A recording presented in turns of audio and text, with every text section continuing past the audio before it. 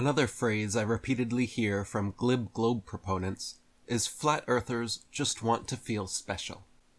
This condescending critique is meant to imply that those who advocate for flat earth do so for psychological and emotional reasons rather than due to verifiable evidence. Since we claim to have discovered a truth most are too ignorant or indoctrinated to see, this allows us to feel unique and intellectually superior to those who believe in conventional cosmology. By adamantly denying something deemed settled science, flat earthers can seem obtusely contrarian, making attempts at activism appear more like trolling or attention-seeking.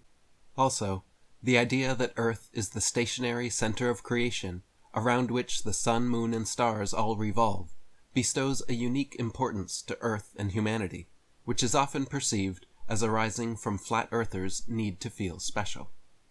For believers in the atheistic, nihilistic, Big Bang cosmology championed by the scientific establishment, where everything in existence, randomly and for no reason, exploded out of a singularity 14 billion years ago, the idea of purposeful creation by an intelligent designer can be quite challenging.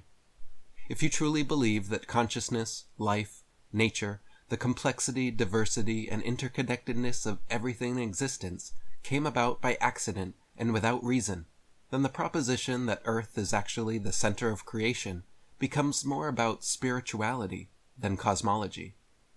Since mainstream science has outright rejected any notion of a higher power or creative designer, accepting flat Earth means rejecting atheism.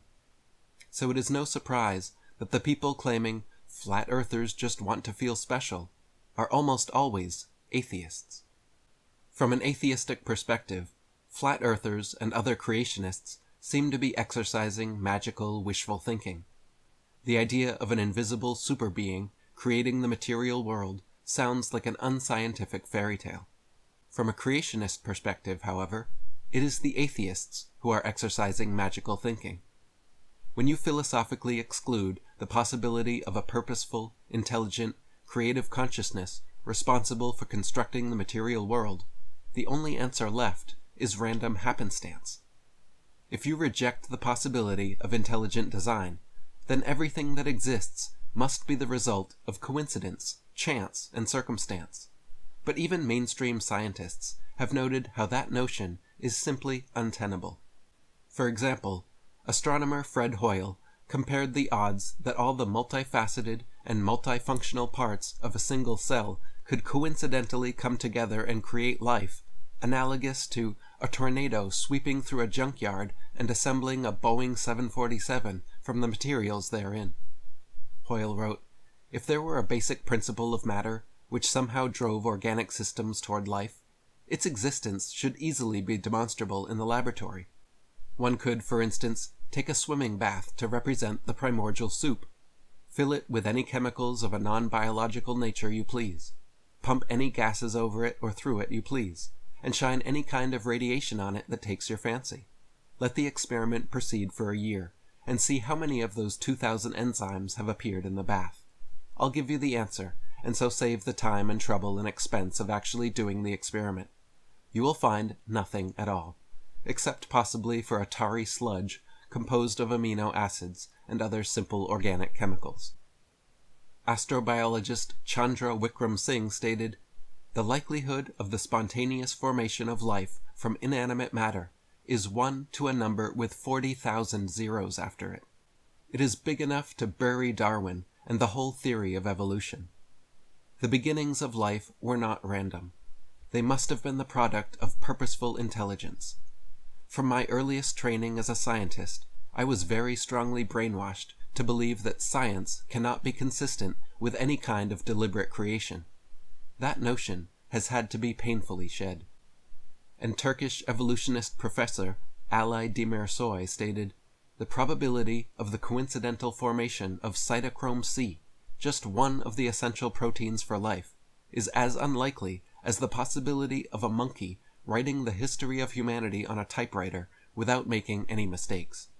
Some metaphysical powers beyond our definition must have acted in its formation."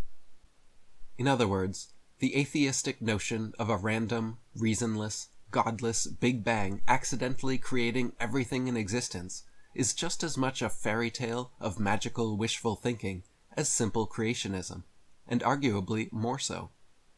The geocentric flat Earth model does indeed denote a special place of importance to our home, but the heliocentric globe model emphasizes the exact opposite, claiming Earth is only one of an estimated septillion planets in the universe. 1 septillion, a 1 followed by 24 zeros, is a number so staggeringly large it baffles the imagination. If this were true, the existence of Earth would be about as special or unique as a grain of sand at the beach. Coming from this perspective, where Earth is deemed as insignificant as a drop of water in the ocean, it makes sense that flat earthers would be perceived as wanting to feel special. But is that really our motive? Ask any flat earther about our experience trying to teach or share with others what we have learned about geocentric cosmology, and prepare to hear a wide variety of shockingly negative responses. I have personally received death threats, been told never to breed, had both friends and family members completely cut ties, all because of this issue.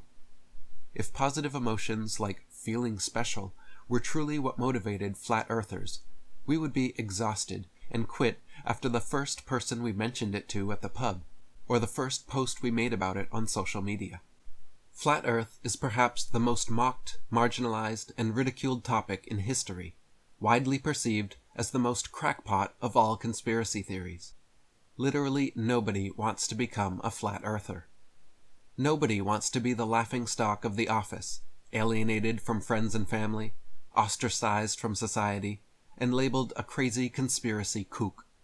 Far from making us feel special, speak with anyone about flat Earth, and they are almost guaranteed to make you feel like shit. Nobody becomes a flat earther for feel-good reasons. It is simply an unavoidable conclusion upon thoroughly examining the evidence. If psychological or emotional comfort were truly the impetus behind belief in flat Earth, nobody would maintain the position after their first interaction with someone. Flat earthers are almost always harshly ridiculed without remorse and treated like we belong in an asylum. Far from feeling special, we usually feel condemned and outcast for simply stating scientific facts like water always finds its level, and the horizon always rises to the eye of the observer. The geocentric model does denote Earth as having a special and unique importance, but the idea that flat earthers just want to feel special oversimplifies the issue into being one of mere psychological or emotional appeal, instead of the truth, which is that flat earthers base our knowledge on repeatable, demonstrable, empirical evidence.